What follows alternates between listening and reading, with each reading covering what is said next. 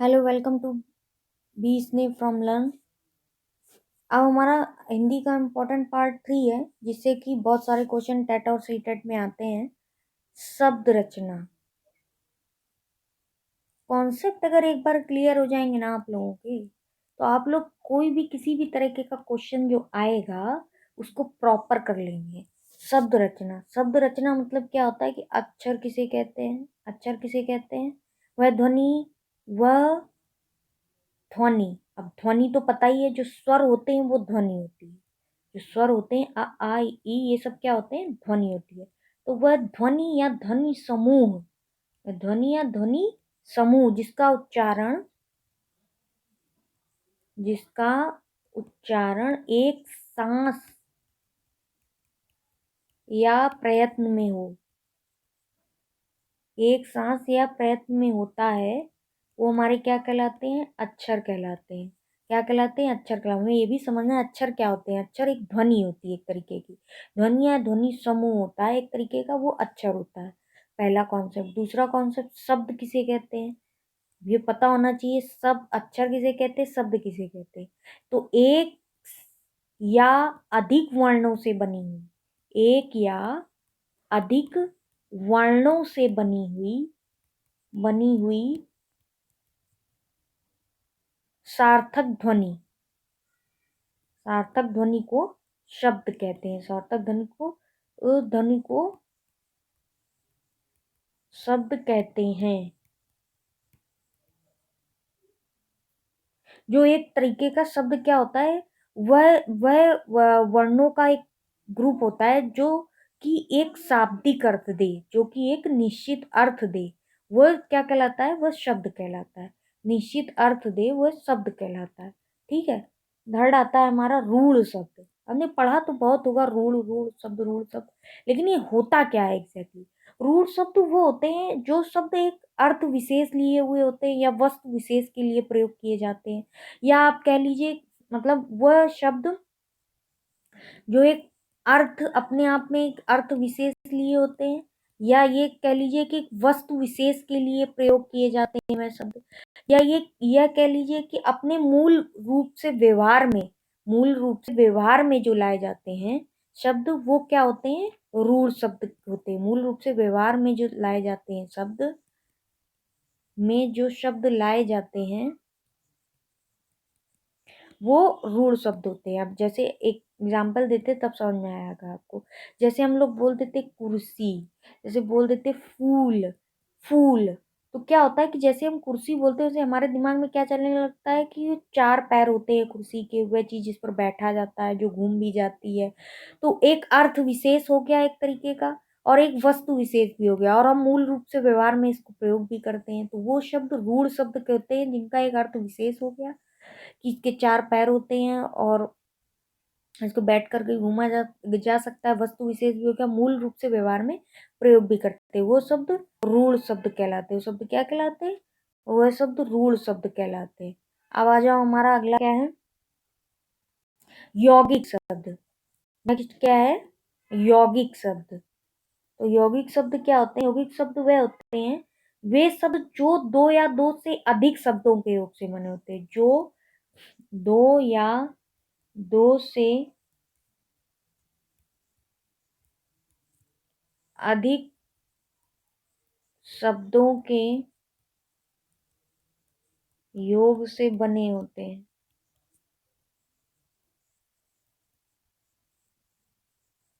जैसे क्या हो गया, हिमालय तो हिम धन आलय।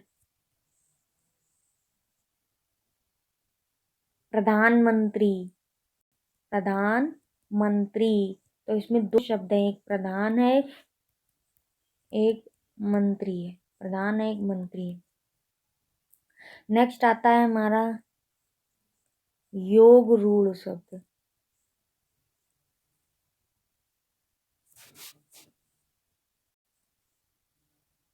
जो दो शब्दों के मेल से तो बने होते हैं, परंतु किसी अन्य अर्थ विशेष का बोध करते हैं। यही फर्क होता है यौगिक शब्द में और योग रूढ़ शब्द में।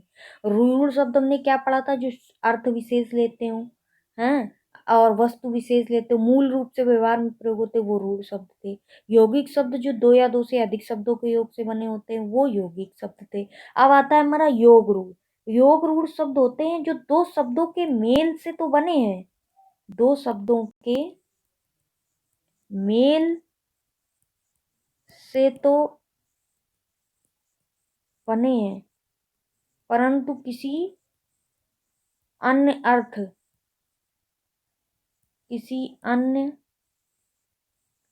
अर्थ विशेष का बोध कराते हैं। किसका विशेष बोध कराते? किसी अन्य अर्थ विशेष का बोध करवाते हैं। उन्हें योग रूढ़ शब्द कहते हैं। उन्हें क्या कहते हैं? उन्हें योग रूढ़ शब्द कहते हैं। उन्हें योग रूढ़ शब्द कहते हैं। जैसे चारपाई, क्या कहते हैं? चारपाई। चारपाई, चार पाए हैं जिसके, चार पाए हैं जिसके। यहाँ चारपाई का अर्थ जो है खाट से है, ना कि गाय से, ना कि कुर्सी से, है ना। तो इस प्रकार इन शब्दों में योग भी हुआ और निश्चित अर्थ भी निकला। योग भी हुआ चार पाई और एक निश्चित अर्थ भी निकला कि चार पाई मतलब चार पैर हैं जिसके।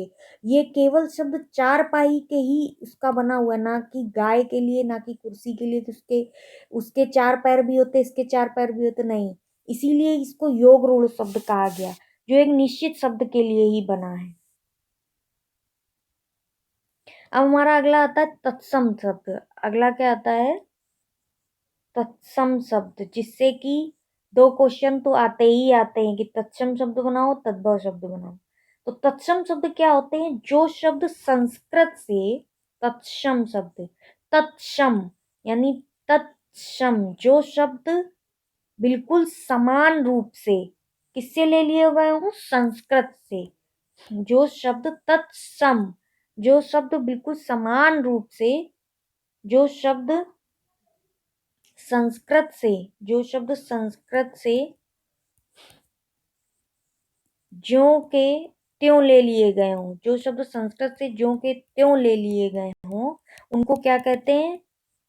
तत्सम शब्द। उन्हें तत्सम शब्द कहते हैं, जो कि किसके समान हो? तत्सम, समान हो, संस्कृत के समान हो। किसके समान हो? संस्कृत के शब्दों के समान हो। जो संस्कृत शब्द, जो शब्द संस्कृत से डायरेक्ट ले लिया गया हो, वो शब्द तत्सम शब्द कहलाता है। अब आता है तद्भव। तद्भव शब्द क्या होता है? संस्कृत से ना पूरी तरह लिए गए हो शब्द, संस्कृत से आए शब्दों से उत्पन्न होते हैं। संस्कृत से आए शब्दों से उत्पन्न हुए शब्द तद्भव शब्द कहलाते हैं। तद्भव शब्द कहलाते हैं। संस्कृत से आए शब्दों से उत्पन्न हुए शब्द तद्भव शब्द कहलाते हैं। यानी इनको हिंदी की प्रकृति के अनुरूप में डाल दिया जाता है। जैसे काम, बरस। ऐसे ही तत्सम शब्द में आता है भूमि, प्रथम। ये सब संस्कृत शब्द हैं, जैसे संस्कृत में वैसे ही एज इट इज इसमें लिए गए। तत्सम, तद्भव, जिन शब्दों को संस्कृत से आए शब्दों से उत्पन्न हुए शब्द। तद्भव यानी उद्भव। उद्भव क्या होता है? किसी चीज से उत्पन्न होना। तो संस्कृत से आए शब्दों से उत्पन्न हुए शब्द तद्भव शब्द कहलाते हैं। संस्कृत में जो शब्द आए होते हैं, उनसे जो शब्द उत्पन्न होते हैं, वो तद्भव शब्द कहलाते हैं। अब आता है नेक्स्ट आगत या विदेशी शब्द। इनको विदेशी शब्द भी बोलते हैं, आगत शब्द भी बोलते हैं, ये भी ध्यान रखना। आगत शब्द भी कहते हैं, विदेशी शब्द भी कहते हैं। देशी विदेशी शब्द पढ़ते हैं ना हम लोग, तो आगत शब्द भी कहते हैं, विदेशी शब्द भी कहते हैं। जो वो शब्द किसी दूसरी भाषा से ले लिए जाते हैं, जो शब्द किसी दूसरी भाषा से ले लिए जाते हैं,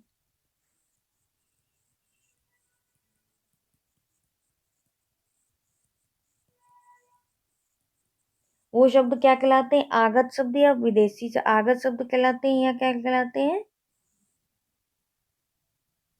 आगत शब्द या विदेशी शब्द कहलाते हैं, जो शब्द दूसरी भाषा से ले लिए गए हों। जैसे आ जाता है हमारा कागज, ऑफिस, ये शब्द दूसरी भाषाओं से लिए गए। देसी शब्द क्या होते हैं? जो शब्द अपनी स्थानीय बोली या उपभाषा या अपने क्षेत्रीय शब्दों से ही लिए जाते हैं। जैसे ढूंढना, खाट, ये सब स्थानीय बोली के शब्द है, देसी शब्द है। अब एक इम्पॉर्टेंट है शब्द संकर शब्द। ये बहुत पूछा जाता है कि संकर शब्द कौन है। जैसा कि नाम से ही पता चल गया है आपको कि दो भाषाओं के मिश्रण से, किसकी? दो व्यंजन नहीं, दो स्वर नहीं, दो भाषाओं, किससे? दो भाषाओं के मिश्रण से। स्वर नहीं, व्यंजन नहीं, ध्वनि नहीं, कुछ नहीं, दो भाषाएं, दो भाषाओं के मिश्रण से जो शब्द बनते हैं, दो भाषाओं के मिश्रण से जो शब्द बनते हैं, उन्हें संकर शब्द कहते हैं। उन्हें क्या कहते हैं? संकर शब्द।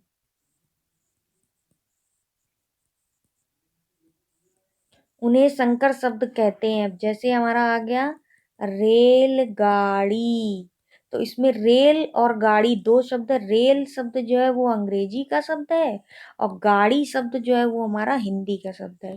तो ये एक भाषा है, ये दूसरी भाषा है। तो ये दो भाषाओं के मिश्रण से जो शब्द बनेगा वो संकर शब्द कहलाएगा। जो दो भाषाओं के मिश्रण से बनेगा वो शब्द संकर शब्द कहलाएगा। आई होप समझ में आ गया होगा कि संकर शब्द क्या होगा।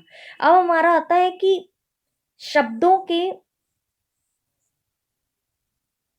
भेद भी हो सकते हैं, ठीक है ना। तो शब्द के 8 भेद होते हैं। किसके? शब्द के आधार पर 8 भेद होते हैं। 8 भेद, 8 भेद होते हैं, जिसमें 4 विकारी शब्द होते हैं। 4 कैसे शब्द होते हैं? विकारी शब्द होते हैं। और 4 अविकारी शब्द होते हैं। अब ये कौन कौन से होते हैं? पढ़े होंगे, पर ये नहीं पढ़ा होगा कि 4 विकारी शब्द हैं और 4 अविकारी शब्द हैं, और ये शब्दों के भेद हैं।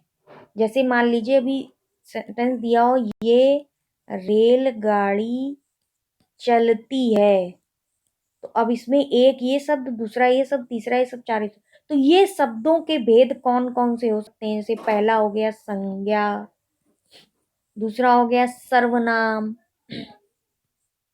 तीसरा हो गया विशेषण। तो अब इनमें ही ये जो सेंटेंस दिया हुआ है, इनमें ही ये शब्द होते हैं। जैसे यह सर्वनाम, रेलगाड़ी संज्ञा, चलती है तो ये क्या हो गया? क्रिया। तो ये 4 विकारी शब्द हो गए और 4 अविकारी शब्द हो गए। समुच्चय बोधक, ये अविकारी शब्द हो गया। क्रिया विशेषण भी अविकारी शब्द है, ये ध्यान रखिएगा।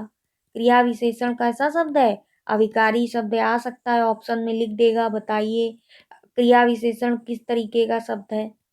अविकारी शब्द है। समुच्चय बोधक हो गया, और 8वां हो गया विस्मयादि बोधक। तो ये तो मान लीजिए हम लोग हमेशा पढ़ लेते हैं, समुच्चय बोधक, संबंध बोधक और विस्मयादि बोधक। पर क्रिया विशेषण भी अविकारी शब्द है, इसमें कंफ्यूज हो सकते हैं। क्रिया विशेषण क्या है? एक अविकारी शब्द है। उपसर्ग और प्रत्यय तो क्लियर होगा ही कि उपसर्ग क्या होता है, प्रत्यय क्या होता है। जो उप माने आगे, जो शब्द के आगे शब्द लगे, जो जो शब्द के आगे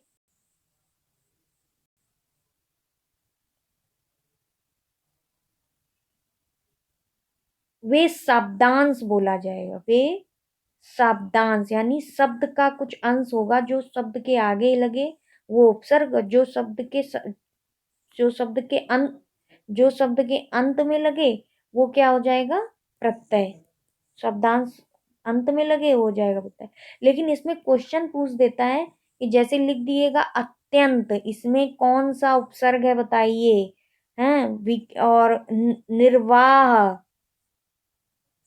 एक शब्द लिख दिया निर्वाह, इसमें कौन सा उपसर्ग है बताइए। तो इसमें निर्वाह, निर है, और इसमें क्या है? अति। यही हम लोग कंफ्यूज हो जाते हैं, निर्वाह है ये अति है। तो ये ये हो गया हमारा उपसर्ग और प्रत्यय।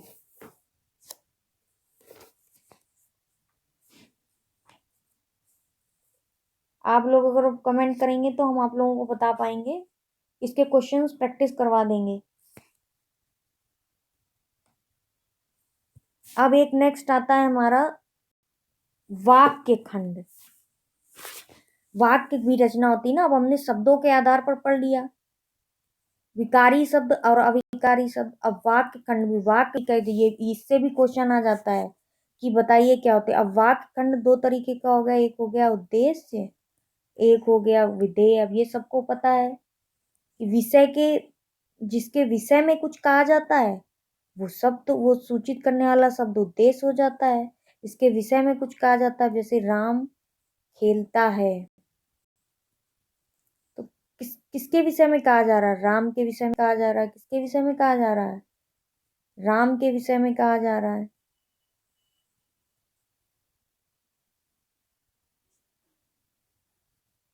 राम खेलता है, इसके विषय में कहा जा रहा है, राम के विषय में कहा जा रहा है। विधेय क्या हो गया? उद्देश्य के विषय में जो कुछ कहा जाता है, ये हो गया। जो जिसके विषय में कुछ कहा जाता है वो सूचित करने वाला शब्द उद्देश्य हो गया।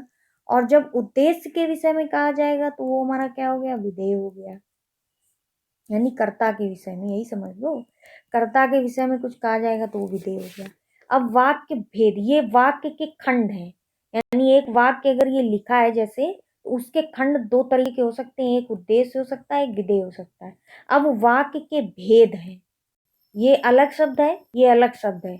अब वाक्य के भेद है, भेद तीन तरीके के होते हैं। एक होता है साधारण वाक्य, वाक्य दे दिया जाता है और पूछ दिया जाता है ये किस तरीके का वाक्य है, साधारण वाक्य है कि संयुक्त वाक्य है कि मिश्रित वाक्य है, किस तरीके का वाक्य है, ये पूछ दिया जाता है। और ये हर बार आता है, इससे दो क्वेश्चन तो आते ही आते हैं कि वाक्य भेद में ये साधारण वाक्य की, संयुक्त वाक्य की, मिश्रित वाक्य है, ये पूछ दिया जाता है। तो ये वाक्य खंड है, ध्यान रखना, वाक्य के खंड, यानी एक वाक्य लिखा है उसके दो खंड हैं। ये वाक्य के भेद हैं, भेद मतलब खंड से नहीं है, मतलब किस तरीके के वाक्य है, साधारण वाक्य, संयुक्त वाक्य है कि मिश्रित वाक्य है। ये फर्क समझिएगा वाक्य खंड और वाक्य भेद का, साधारण वाक्य की, संयुक्त वाक्य है कि मिश्रित वाक्य है। हम इसके प्रैक्टिस क्वेश्चन पेपर भी करा देंगे, अगर आप लोगों को चाहिए होगा आप लिखिएगा कमेंट्स में, हम उसके प्रैक्टिस सेट करा देंगे। और नेक्स्ट लेक्चर में भी बताएंगे कि ये तीनों तरीके के वाक्य कैसे आप पहचानने, बहुत इजीली पहचान लेंगे, कौन सा साधारण वाक्य होगा, कौन सा संयुक्त वाक्य होगा, कौन का मिश्रित वाक्य होगा। तो इस चैनल को देखते रहिए, बने रहिए इस पर, उसको सब्सक्राइब करिए, कमेंट भी करिए। Thank you so much.